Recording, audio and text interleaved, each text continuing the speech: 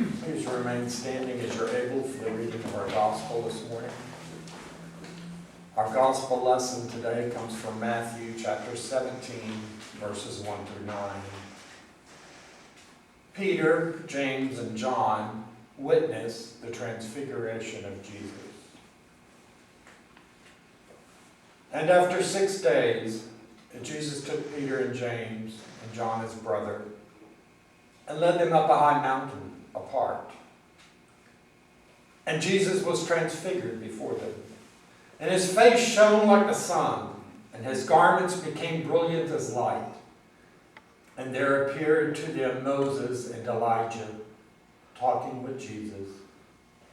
And Peter said to Jesus, "Sovereign, it is well that we are here. If you wish, I will make 3 booths here.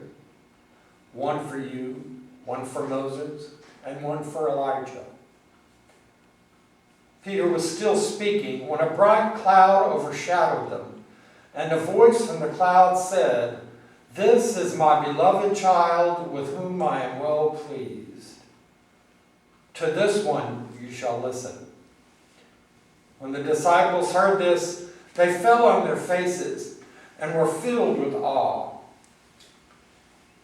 But Jesus came and touched them, saying, "Rise and have no fear." And when they lifted up their eyes, they saw no one but Jesus.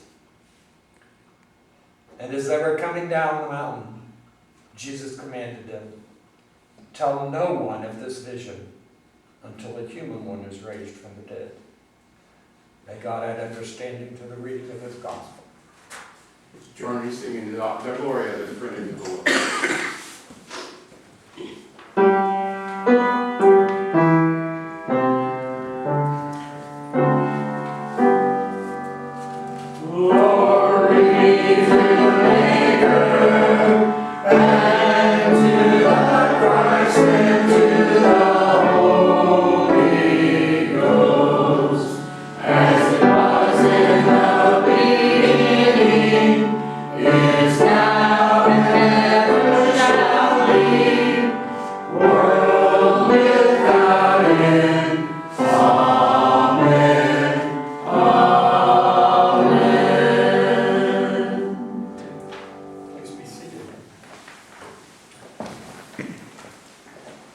Almighty God, I thank you that I feel like I've been called today to be your instrument. I ask that you open my heart and my mind, remove me from myself, and replace that with the movement of your Holy Spirit within me. And I ask, God, that you anoint those who would hear a message today, that no matter what message they hear or from whom they hear it, let it be your words for them this day on their faith journey. Amen. The Transfiguration. Isn't that kind of a strange word? It sounds a little Catholic, but it's not.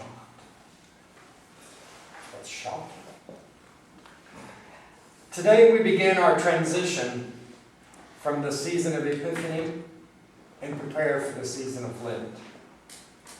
This truly is a time of transition. So it is appropriate that we celebrate this Sunday the Transfiguration of Christ. This process is one of a personal experience. No two people will ever have the exact same transformation or experience.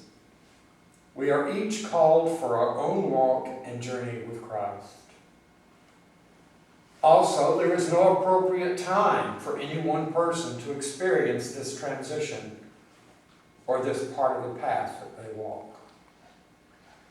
This experience is one that Christ invites us to participate in when we are uniquely ready for the experience. The witness of faith is authenticated by divine presence.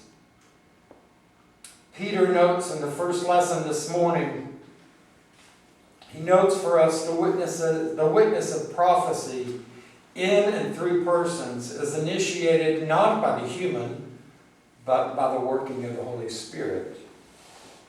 This text reminds us of the major concern of the early church, as to the real source of its authority. In the passage this morning, the transfiguration of Christ is actually very secondary to the real issue of apostolic witness and authority. According to 2 Peter, authority and witness involves personal experience and movement of the Holy Spirit. Such authentic testimony and prophecy are thus as a lamp shining in a dark place, as the dawning of the day, or as the morning star rising. For Peter, there is an indisputable link between authenticating authority and its effect on those who receive such witness. Christian witness fails the test of authenticity if it is not inspired by the presence of the Holy Spirit.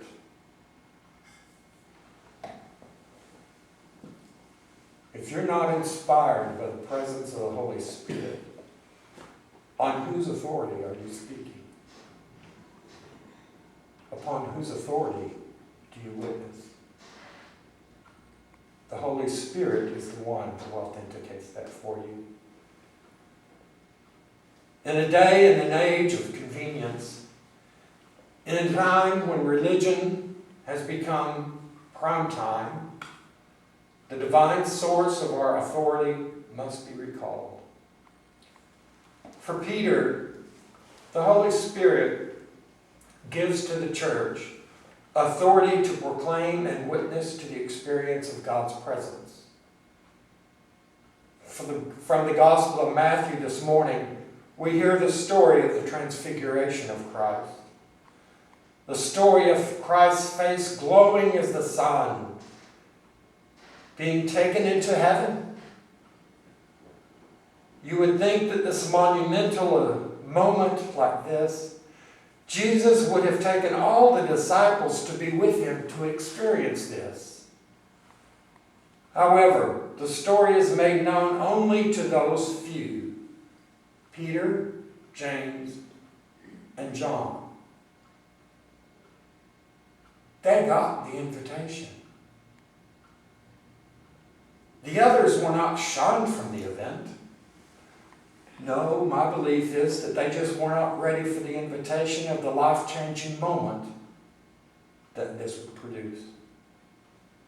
It was by invitation, not by mistake, that this event took place with the ones that were present. They were ready to see the true authority of Christ given through the Holy Spirit. What this can tell us is that the power of God will become visible to us in ministry to others.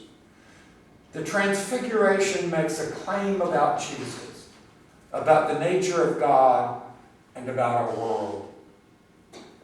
I feel that Jesus on this day is inviting each of us to witness the Transfiguration. I feel that we are then called to go out and share that witness of the living God. The Christ who was taken to the parent in heaven. We have been invited. Are you willing to accept your invitation?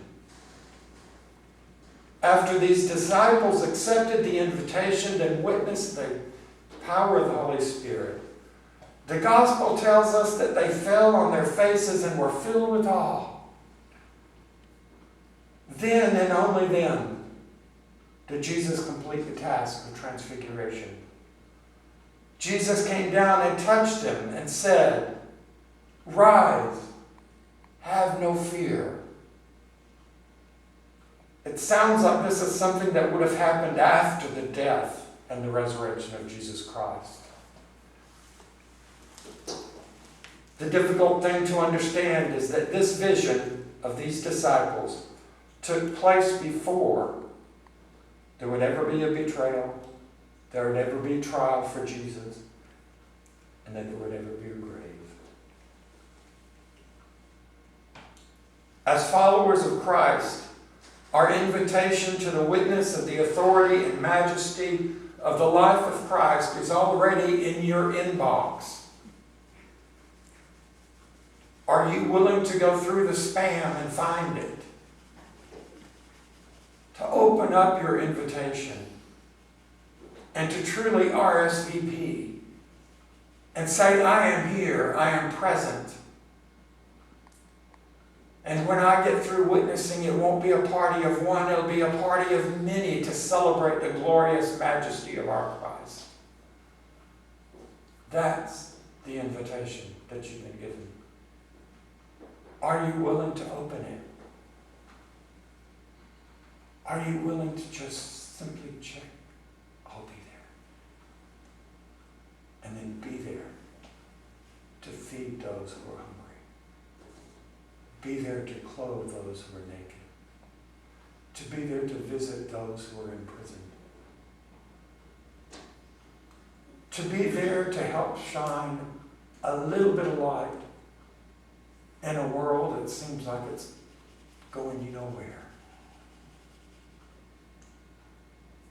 When you look at what's going on in our country, don't lose your invitation to witness the power of the risen Christ. We do not have to succumb to the hatred, the bigotry, and the evil doings of the leadership. We must be willing to accept that invitation of Christ. When I told Roy the title of my sermon, I said, by invitation only. He looked at me like, really? You're already invited. Invite someone else to come and share in the banquet. Let them find the joy that you know you can have. Invite them to that peaceful place, to that peaceful shore. I sometimes miss my time with the Franciscans, where we were told, for this 30 minutes, shut up. Feel the movement of Christ within you. And to sit and to be told, stare at the tree. Or go and sit in the garden in Merton's heart, where the discernment took place to follow Christ or leave Christ.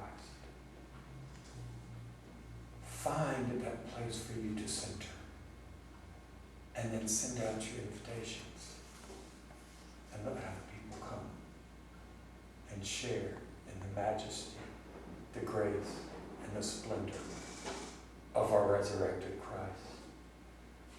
For we know we are worthy of the invitation. More importantly, we are worthy messengers to invite others to walk this faith journey with us.